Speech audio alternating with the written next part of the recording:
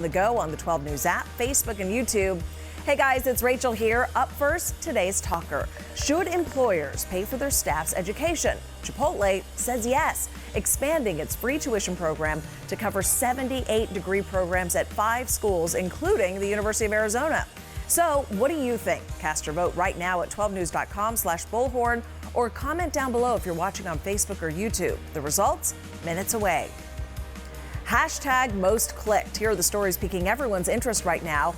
Up first, Jodi Arias and the sensational Valley case that has captivated the nation and the world. The convicted killer wants her murder conviction for killing ex-boyfriend Travis Alexander overturned. Arias' lawyer going before the Arizona Court of Appeals, claiming she didn't get a fair trial. Her attorneys claim the judge in the case failed to control media coverage of the high-profile case. They're also pointing the finger at celebrity prosecutor Juan Martinez, alleging he improperly questioned witnesses, courted journalists, and repeated questions after the judge overruled them. The prosecutor in this case engaged in pronounced and persistent misconduct which permeated all stages of the trial. His misconduct began as early as jury selection and continued as late as his closing arguments. The prosecutor may have done some things that violated rules occasionally, and the court sustained objections when that was appropriate. When we say occasionally, are we talking once, twice? I don't have a number, but what the court can't do is declare a mistrial when there's no prejudice to the jury. Prosecutors say Arias violently attacked Alexander in 2008 in a jealous rage after he wanted to end their affair and planned a trip with another woman. Arias acknowledges killing Alexander, but claims self-defense. However, he was stabbed nearly 30 times, had his throat slit, and was shot in the head. The court is expected to have a ruling in the next several weeks. Number 2 most clicked, 4 young students are okay after apparently taking heart medication. Phoenix police say a 6-year-old girl brought the pills from home and gave them to 4 other 6 to 7-year-olds while on their way to Moon Mountain Elementary in North Phoenix.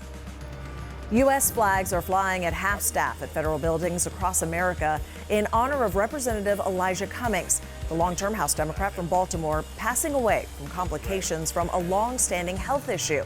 The 68-year-old is recently known for his high-profile disputes with President Trump, including this past summer when Cummings blasted the president for calling him a brutal bully and describing his district as a, quote, rodent-infested mess where no human being in the world would want to live. The president, not referencing the feud today, praising Cummings as a highly respected political leader. Only on 12 News, is your child's school ready for a threat? Arizona ranks last in the nation in the number of counselors per students, and many schools don't have police officers available on campus. The I-Team finding public school principals say they're in dire need for more people like counselors and school resource officers. Joe fills us in. It'll be a fun game. As the school resource officer for Chandler High, Blueberry, wait a minute, now I got it on me. Whoa. Chris Kuipert is the first line of defense against threats. I think it's important to have them in all the schools. I mean, just look at what's going on in the world today. But a school resource officer can only do so much in an emergency, considering on any given campus, an officer is responsible for dozens of acres and a maze of buildings and walkways. We're 66 acres, I believe, here at Chandler High. There's no way I could be everywhere at once. It's why experts say school safety goes beyond simply having an SRO. It's about having social workers and counselors, too. We reviewed records of Arizona's 1,700 traditional public schools and found significant shortfalls in all 3 of those positions. The shortfalls have serious consequences. 12 News reviewed summaries of applications to gain access to $20 million in grant money. One school, considered a, quote, high-risk campus, saw 40% of students suspended last year, but it has no counselors. Another district has just 1 social worker for 7 campuses. And one rural school said it has no assistant principal, social worker, SRO, or counselor. The 896 applications add up to about $98 million needed, 5 times what is approved. So far in 2019, we've identified at least 16 threats to schools in Arizona, but many go unreported. After the show, check out 12news.com to see how some of the largest districts are working to keep students safe. In today's Pulse on Health, it could take a year to fully recover from a concussion. A new Canadian study tracked 24 college athletes who suffered a concussion. MRI scans show they still had signs of brain injury at the time they returned to play. Even a year later, some still show reduced blood flow in the brain and possible signs of tissue swelling. The timing of your child's recess could actually make a difference. A new survey of elementary school principals finds putting kids on the playground before lunch helps boost their appetites and reduce food waste. It also improves student behavior and attention. In other news, a highway patrol officer being hailed a hero, risking his life to save a driver trapped on the tracks with a speeding train barreling toward them. Watch.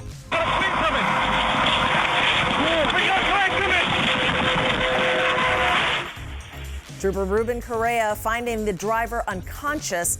He pulls him to safety with literally no time to spare. Authorities think the driver may have had some sort of medical issue, but fortunately will be okay. Well, the last home designed by architect Frank Lloyd Wright has been sold at auction for nearly $1.7 million. The Norman Likes home is on 36th Street, about a mile from the Biltmore. Wright started designing the home in 1959, right before his death. His apprentice finished the design, then built it 8 years later. 2 NASA astronauts are about to embark on one historic out-of-this-world mission, an all-female spacewalk. The first is slated to happen tomorrow, but what took so long? Let's connect the dots. This one giant leap for womankind has been in the works for a while, but it wasn't supposed to be this week. A critical battery power controller failed last weekend, meaning they had to move up the spacewalk. Now, astronauts Jessica Meir and Christina Cook are being tasked to replace the broken component. Only 15 women have ever walked in space, but they've always been joined by a guy, so this is a first in space exploration. And while some feel it is long overdue, it actually is.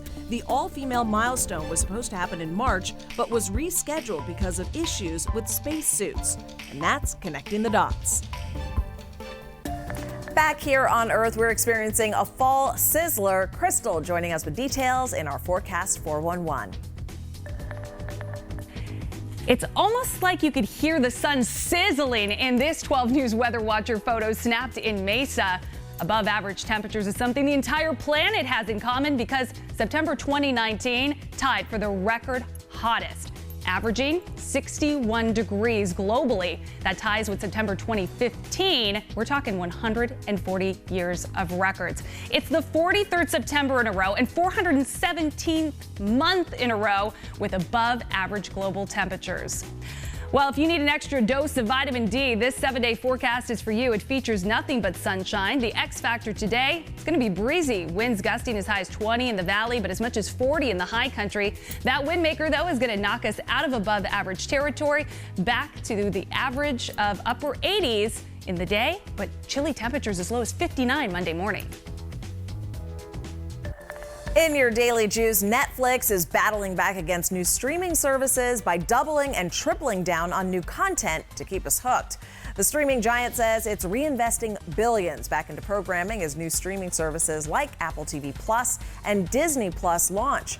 Netflix had a horrible 3 months in spring and early summer, but has since rebounded with new subscribers.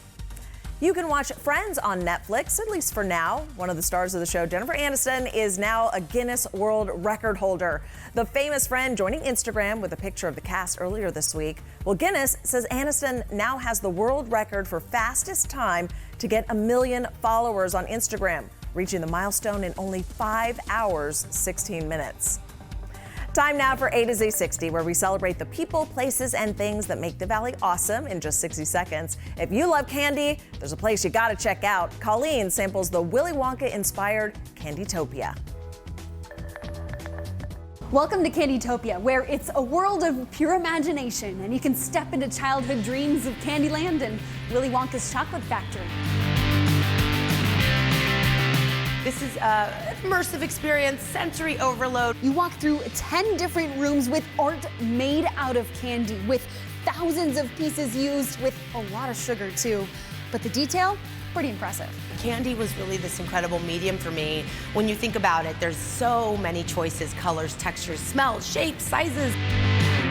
I love gummy bears. They're very easy to work with, but we can also manipulate, stretch them, pull them. Well, you won't just be admiring the candy art along the way. You'll get plenty of sugar to eat along the way, too. I think that the bigger message of CANDYTOPIA is that we are bringing people together from all walks of life in one incredible space where everyone is happy. Plus, get to experience a larger-than-life marshmallow pit. And that's your A to Z 60. Woo! Back to today's talker. Chipotle is now offering debt-free degrees for its employees. Helping pay for college is a growing trend among employers. So should they pay for their staff's education? 82% of you say no. Only 18 of you say yes. A+ idea. Keep on voting on 12news.com/bullhorn. And for those of you watching on Facebook and YouTube, you can comment down below. Time now for the look ahead, the stories you'll be talking about a little later today. We circle back to Jodi Arias and her attempt at getting an Arizona appeals court to overturn her murder conviction. Ahead on 12 News, first at 4, the one and only Nancy Grace, who was part of the media circus around the trial, weighs in on these new developments. And that's your 12 at 12, the facts on everything you need to know in just 12 minutes, no commercials. We're always on, anywhere, anytime, on 12news.com, the 12 News app, and on our socials as well. We'll see you again soon.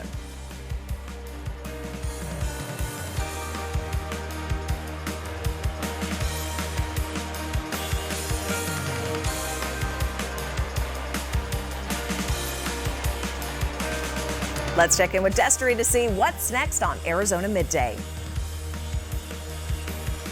Coming up on Arizona Midday, we're giving you a sneak peek of the home show this weekend. You're going to love it. A lot of great ideas for your patio. We also have a recipe for dinner and a fun event to check out. All coming.